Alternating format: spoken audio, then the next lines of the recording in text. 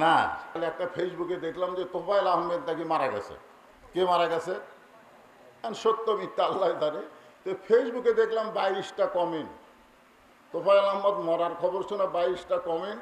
তার মধ্যে 4টা কমেন্ট হলো ফি নারে জাহান্নাম,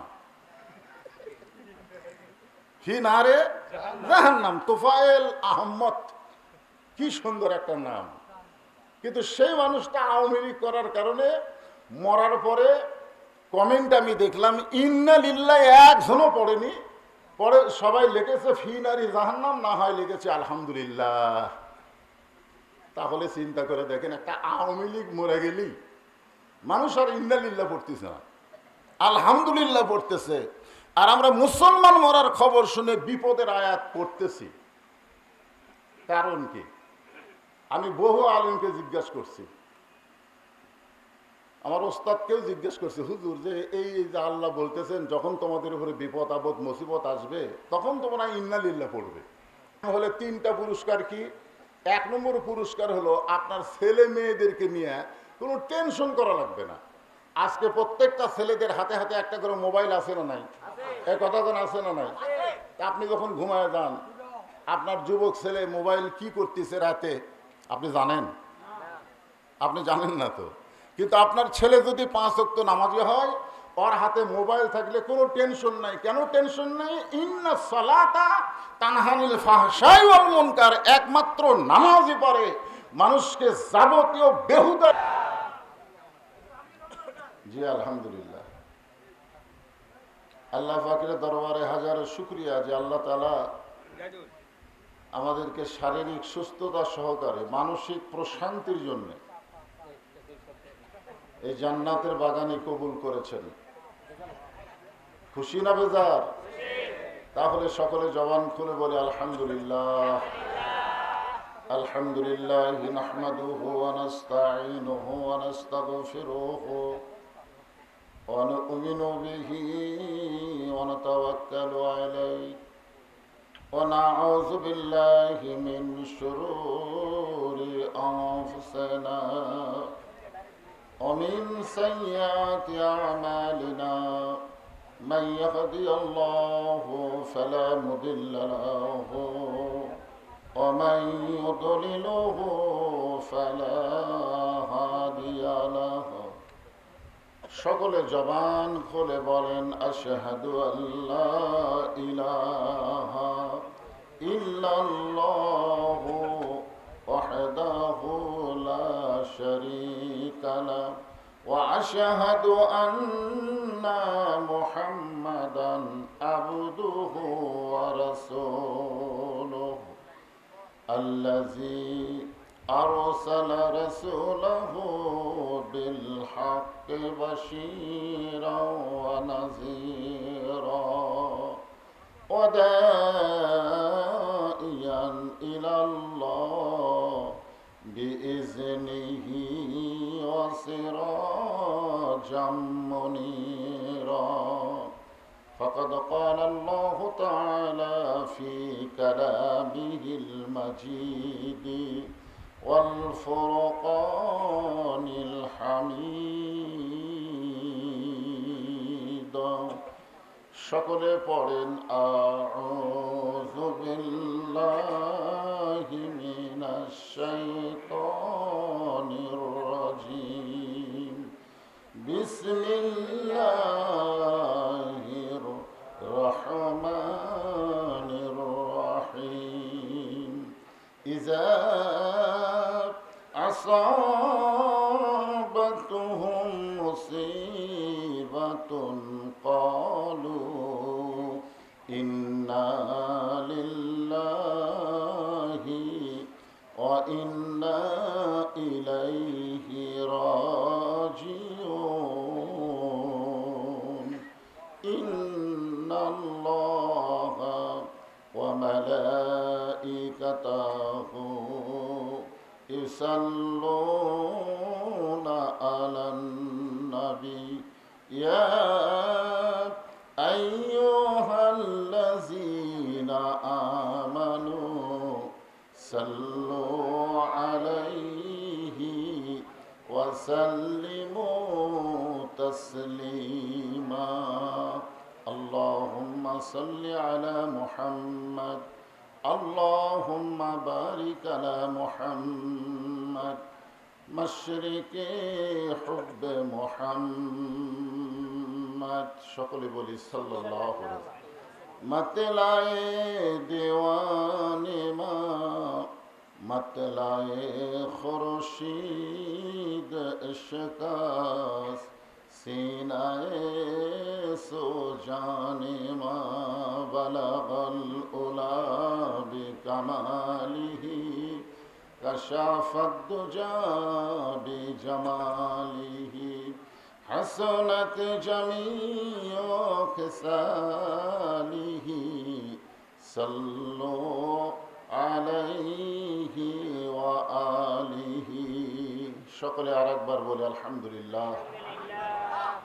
আজকের এই মাহফিলের সম্মানিত সভাপতি, আজকের এই মাহফিলের সম্মানিত ওলামায়ে কেরাম, আজকের এই মাহফিলকে বলা হয়েছে আলেম ওলামার সম্মেলন।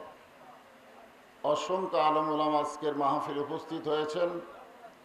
সেই জোহরের নামাজের পর থেকে এতক্ষণ পর্যন্ত কোরআন হাদিসের আলোকে অত্যন্ত গুরুত্বপূর্ণ আলোচনা করে আপনাদেরকে শোনাইছেন। যে সমস্ত আলোচক আজকের এই মাহফিলে আপনাদেরকে সুন্দর সুন্দর আলোচনা করে শোনাইছেন, সকলকেই অন্তরের অন্তঃস্থল থেকে শুভেচ্ছা জ্ঞাপন করছি। বিশেষ করে আমার আগে আমার বড় ভাই রুহুল আমিন যুক্তিবাদী সাহেব অত্যন্ত যুক্তি সহকারে বর্তমান বিশ্বের প্রেক্ষাপট এবং আল্লাহর কোরআনের বিজয় সম্পর্কে যে আলোচনা করেছেন, আমিও তো এখানে বসার পরে দেখলাম আপনারা অত্যন্ত আনন্দিত হয়েছেন। আলহামদুলিল্লাহ বলেন।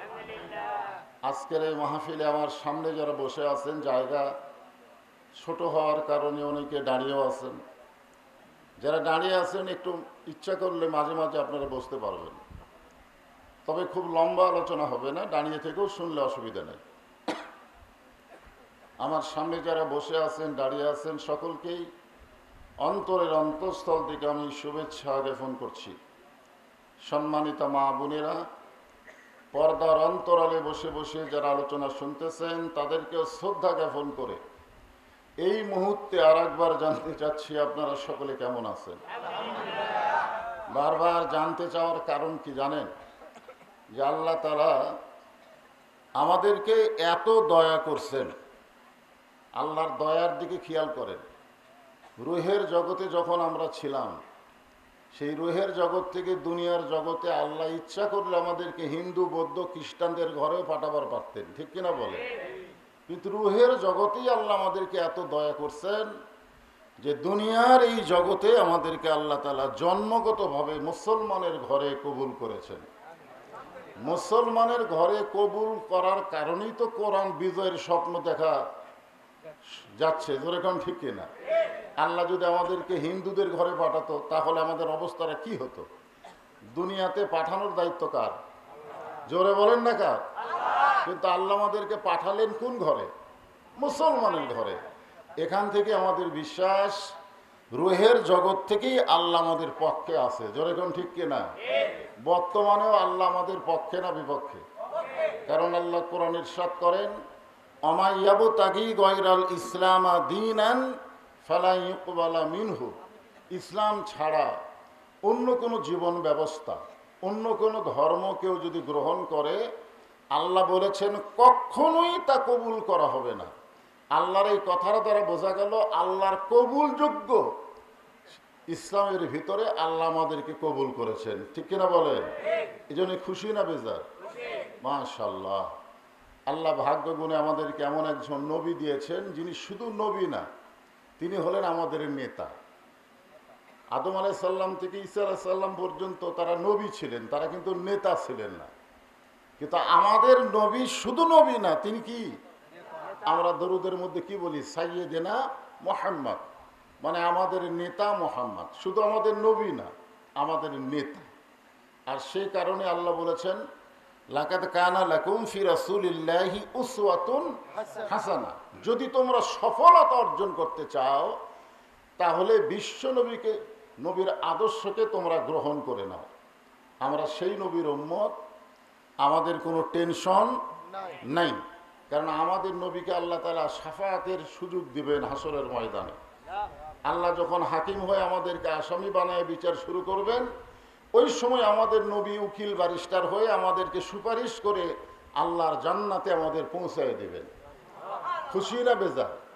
মাশাআল্লাহ। তাহলে জন্মগতভাবে আমরা মুসলমান, আর বিশ্ব নবীর উম্মত, আর হেদায়েত স্বরূপ পেয়েছি আল্লাহর কোরআন। জোরে কোন সুবহানাল্লাহ। যে কোরআন থেকে এতক্ষণ পর্যন্ত আপনারা আলোচনা শুনতেই ছিলেন, আলোচনা শুনতেই যদি আপনাদেরকে এত ভালো লাগে, সেই কোরআন বাংলার জমিনে যখন প্রতিষ্ঠা হবে তখন আমাদেরকে কেমন ভালো লাগবে। আমরা তো শুধু কোরআন শুনতেছি, কোরআনকে তো বাস্তবে দেখতেছি না। জোরে কোন ঠিক কিনা? আমি যে আয়াতে কারিমা তেলাওয়াত করেছি, এই আয়াতে আল্লাহ পাক বলতেছেন, ইজা আসাবাতুহুম মুসিবা, যখন তোমাদের উপরে বিপদ আপদ মুসিবত আসবে, ক্বালু, তখন তোমরা বলবে, ইন্না লিল্লাহি ওয়া ইন্না ইলাইহি রাজিউন। আপনারা বলেন তো, আমরা এই আয়াতটা কখন পড়ি? মানুষ মারা গেলে পড়ি, ঠিক কিনা বলেন? আসলে এটা কিন্তু মানুষ মরে গেলে পড়ার আয়াত না, এটা হচ্ছে বিপদ আপদ মুসিবতের আয়াত। তো এখন আপনারা বলেন, কোরআনের ওয়াজ শুনতেছেন কিন্তু কোরআন মোতাবেক চলতে পারতেছেন না, এটা কি রহমত না বিপদ? কারণ আল্লাহ তাআলা যেখানে বলতেছেন, অনুনাজ্জিলু মিনাল কোরআনি মা হুয়া শিফাউ ওয়া রাহমাতুল লিল মুমিনিন, মুআলামিন না, মুমিনিন, যে কোরআনকে যাবতীয় রোগের শিফা হিসাবে রহমত স্বরূপ আল্লাহ তাআলা মুমিনদের জন্য নাজিল করেছেন। সুবহানাল্লাহ বলেন। তাহলে কোরআন আমাদের জন্য কি রহমত না গজব? জোরে বলেন। তাহলে এখানে বোঝা গেল, যতক্ষণ পর্যন্ত আল্লাহর কোরআন অনুযায়ী আমরা না চলবো, ততক্ষণ পর্যন্ত আমরা রহমতে থাকবো না বিপদে থাকবো? তাহলে কোরআন শোনার নাম রহমত না, কোরআনকে গ্রহণ করার নাম হচ্ছে রহমত। এই জন্য আল্লাহ বলতেছেন, যখন কোনো বিপদ আপদ মুসিবত আসবে তখন তোমরা বলবে, ইন্না লিল্লাহি ওয়া ইন্না ইলাইহি রাজিউন। আপনারা বলেন তো, বাংলাদেশ স্বাধীন হওয়ার পর থেকে এ পর্যন্ত আমরা কি রহমতে আছি না বিপদে আছি? একটু চিন্তা ভাবনা করে বলা লাগবে, আমরা কি রহমতে না বিপদে? তাহলে আমরা যে মানুষ মরলে খালি ইন্না লিল্লাহ পড়ি, কিন্তু এখানে তো মানুষ মরার পরে ইন্না লিল্লাহ পড়ার কথা নাই। আল্লাহ রাসূল একটা হাদিসে বলেছেন, বুখারী শরীফের হাদিস, মা তারাকতু বাদি আলা উম্মতি ফিতনাতুন আদার আলা রাজুলু মিনান নিসা, রাওয়াহুল বুখারী কিতাবুল ফিতান। বুখারী শরীফের কিতাবুল ফিতান অধ্যায়ে আল্লাহ রাসূল বলতেছেন যে আমার পরে আমার উম্মতের জন্য সবচাইতে বড় বিপদ হলো পুরুষ মানুষের জন্য নারী নেত্রী হওয়া। এখন আপনারা বলেন, খালেদা জিয়াই বলেন আর শেখ হাসিনা বলেন, হিসাব করে দেখেন তো কত বছর? না না, 15 আর 10, 25 ধরেন, 26-27 বছর ধরে আমাদের বাংলাদেশে পুরুষ মানুষ থাকার পরেও নারী নেতৃত্ব। জোরে কোন কথা ঠিক কিনা? তাহলে কত বড় বিপদে আমরা ছিলাম যে আমাদের উপরে নারীরা নেতৃত্ব করেছে। আমরা সেই বিপদ থেকে আপাতত কি মুক্ত। আগামীতে বিএনপির নেতারাও বলতেছে যে আগামীতে যদি আমরা বিজয়ী হই, প্রধানমন্ত্রী হবেন তারেক জিয়া। তার মানে বোঝা গেল মেয়ে মানুষ আসার আর কোনো সম্ভাবনা নাই। তাহলে একটা বিপদ থেকে আল্লাহ আমাদেরকে রক্ষা করছে, আলহামদুলিল্লাহ বলেন। এখন ইন্না লিল্লাহি ওয়া ইন্না ইলাইহি রাজিউন, খুব খেয়াল করবেন যে যখন বিপদ আপদ মুসিবত আসবে তখন ক্বালু, আল্লাহই বলতেছে তোমরা বলো ইন্না লিল্লাহি ওয়া ইন্না ইলাইহি রাজিউন। এখন আপনাদের কাছে আমার প্রশ্ন, ওয়াজ না, আপনারা একটু উত্তর দিবেন তো, যে মানুষ মরলে আমরা কেন এই আয়াত পড়ি না? অন্য সময় তো আমরা পড়ি না, কিন্তু মানুষ মরলে কেন পড়ি? আপনাদের কাছে মানুষ মরা বিপদ হতে পারে, কিন্তু মুসলমান মরা বিপদ না। খুব খেয়াল করবেন, মানুষ মরা বিপদ, কিন্তু মুসলমান মরা বিপদ। তাহলে আল্লাহ কেন বললেন লা তামুতুন্না ইল্লা ওয়া আনতুম মুসলিমুন, যে তোমরা মুসলমান না হয়ে মরো না? এ কথা আল্লাহ কেন বললেন? আল্লাহ কোরআনে বলতেছেন আল্লাহ তাখাফ, মনোযোগ দিয়ে শুনবেন, আল্লাহ তাখাফ তোমাদের কোনো ভয় নাই, ওয়ালা তাহজান, তোমাদের কোনো চিন্তা নাই, ও আবশিরু বিল জান্নাত, তোমরা যদি মুসলমান হয়ে মরতে পারো, মরার সঙ্গে সঙ্গে তোমাদেরকে জান্নাত দিয়ে বরণ করা হবে। তাহলে মুসলমান হয়ে যদি মরি, তাহলে আমরা এই বিপদের আয়াত কেন পড়ি?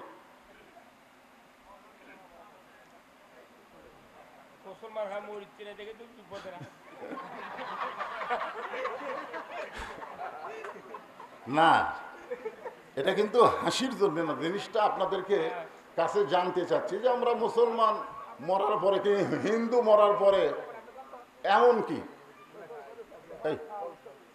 এমনকি শোনেন, আমরা দেখেছি গতকাল একটা ফেসবুকে দেখলাম যে তোফায়েল আহমেদ নাকি মারা গেছে। কে মারা গেছে? সত্য মিথ্যা আল্লাহ জানে। তো ফেসবুকে দেখলাম 22টা কমেন্ট, তোফায়েল আহমদ মরার খবর শোনা 22টা কমেন্ট, তার মধ্যে 4টা কমেন্ট হলো ফি নারে জাহান্নাম,